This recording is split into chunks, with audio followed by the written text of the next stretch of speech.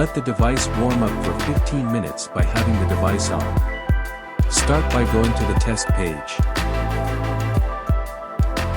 Conduct laser INR test.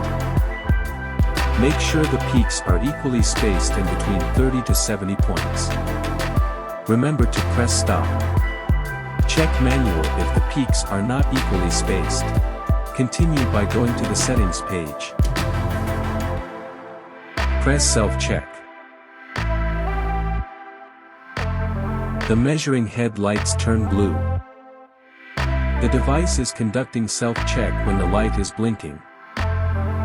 When the oxygen percent value is shown, self-check is ready.